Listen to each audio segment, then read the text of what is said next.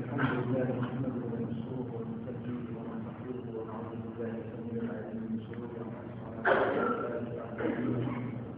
من يهده الله فلا مضل له ومن يضلل فلن تجد له وليا مرشدا اشهد ان لا اله الا الله وحده لا شريك له واشهد ان محمدا عبده ورسوله صلى الله عليه وعلى اله واصحابه وسلم.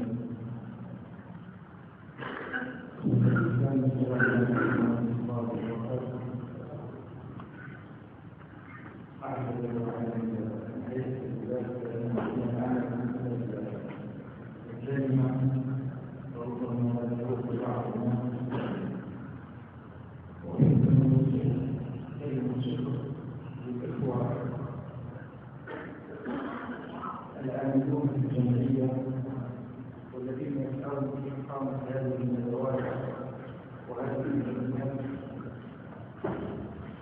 ويقتطعون من أوقاتهم مع أشبالهم ومع أصدقائهم ومع عائلاتهم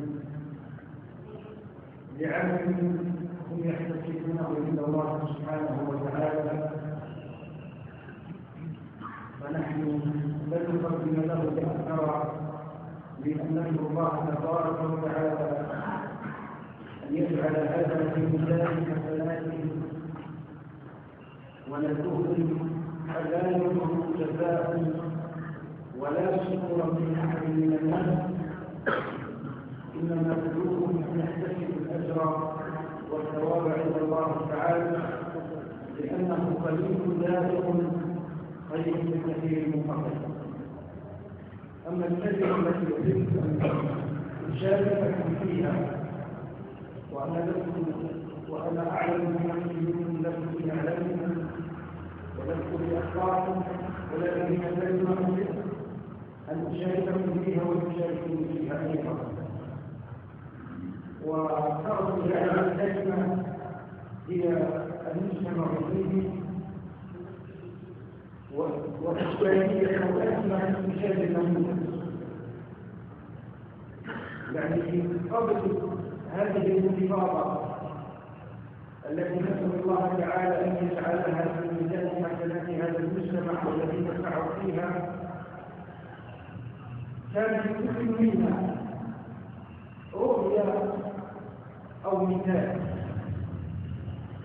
كما نقول نحن مثلا الإنسان لما يتوجه يوم من الأيام يدرس من الرشد لكون الأسرة، فيضع في ذهنها شكل للزوج، وكذلك المرأة تضع في ذهنها شكل لهذا الزوج، في شكل، في لونه، في طبعه، في أخلاقه، في الماديات، في كل ما يتعلق بهذا الزوج أو بتكوين هذه الأسرة. هي تضع في نفسها صورة وهو يضع في نفسه صورة. هذه الصورة هي التي نسميها نموذج أو نسميها مثال. فيضع الإنسان في ذهنه هذا التصور وهذا النموذج وهذا الشكل، ثم يبدأ يوم بعد يوم يسعى في تكوين هذه الأسرة حتى يتم الزواج. بعد ما يتم الزواج، إذا كان الواقع أمام المرأة الإنسان الشكل هو نفس ما يتمنى، لكن الطبع والأخلاق والسلوك كان عكس ما هو رأس الإنسان. شنو يصير في اللحظة هذه؟ يصير رد الفعل عكسية، لأن النموذج اللي هو حط في ذهنه اصطدم بالواقع اللي هو أمامه. هذه المشكلة هي أزمة. بس نحن اليوم نتكلم عن رجل وضع نموذج لمرأة أو مرأة وضعت نموذج لرجل. نحن نوسع الكلام في إطار رؤية المجتمع يسمى فيه ممكن يعني الطرق التعليمية يسمى فيه عقل الجمع. يعني شنو كان يفكر العدل لو نحن وفقنا المجتمع الديني إلا عدل واحد؟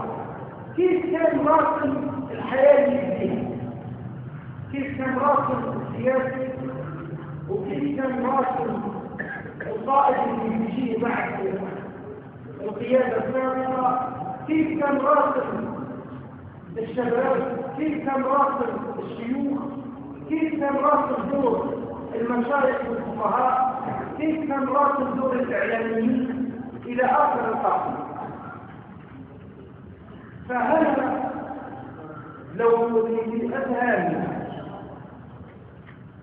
صار كيف مسار الراجل اللي كان لها شيء يصطدم بشيء، كيف المرأة اللي كان لها شيء يصطدم بشيء. تحصل هناك أزمة في الواقع. الأزمة هذه شنو أسبابها؟ ربما تكون أسبابها منطقية وأسبابها علمية وأسبابها واضحة، وربما تكون أسبابها في التصور اللي نحن حطيناه في أذهاننا، في الشيء اللي نحن رصينه عما سيحصل بكرة أو بعد بكرة أو بعد شهر أو بعد شهرين. نحن كنا نتمنى أن ننتقل من حالة المجتمع إلى مجتمع لكي نكون مجتمع كان العائل هو نظام أو شخص أو أسرة أو عصابة كانت هي العائل دون تحقيق أحلامه. فكان كل واحد في بيته، كان كل واحد يخصص نفسه عنده تصور إلى الحياة اللي حنعيشوها لو انزاحت هذه الأسرة وهذا الحاكم وهذا النظام. في لحظات كنا نذهب نحو المثالية المطلقة، وهذه أزمة، يعني هذه مشكلة. المثالية لا تلامس الواقع، يعني أنا نبي كل شيء يكون كيف ما هو وكيف ما أنا رسمه بالضبط، كأني أجري عملية حسابية أو تجربة في معامل التحليل. 1 زائد 1 يساوي 2. في اللحظة هذه العملية التي تحصل داخل المجتمعات والتفاعل بين الأفراد لا يخضع لعملية 1 زائد 1 يساوي 2. التفاعل بين الأفراد سواء في الانتصارات أو الثورات أو سميها كيف نحب لا يخضع لتجارب المعامل ولا يخضع لعمليات حسابية.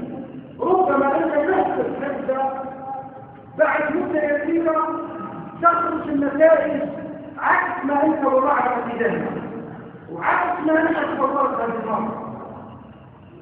لكن الإنسان بجهده واستخراج الطاقة في أن يوصل قراءة الواقع قبل ما يبدأ في المشروع العملي، قبل ما يبدأ في العمل. لو نرد لمشروع الزواج، شخص يمكن يتزوج عند معايير الجمال، لكن هو حق معايير لا توجد إلا في أوروبا، منافية للواقع بتاعنا كعرب. يريد شعر لو كذا، عين لو كذا، بشر لو كذا، قوام لو كذا، إلى آخر القائمة. هذه القصة هذه هي منافية للواقع بتاعنا. بالتالي لو حق أن يجدد هذا النموذج الجديد أن حيكتب الواقع، لأن مدرسة واقع مضبوط. في هذه اللحظة لو رجعنا لقضية الانتفاضة والثورة وسألنا عن أسباب هذا الحديث والنموذج، إن كل ما تقرأ صحيفة أو تطالع شاشة من شاشات التلفزيون تجد قضية النموذج نازلة للحياة. لو جينا للنموذج في الإعلام مش نطبق كلامنا على النحو نجد نحو تحليل صحيح أو قانوني. لو أتينا للإعلام قناة 2 3 4 5 10 كل قناة تخاطب شريحة من المجتمع، وكل شريحة من المجتمع ساقطة على باقي القنوات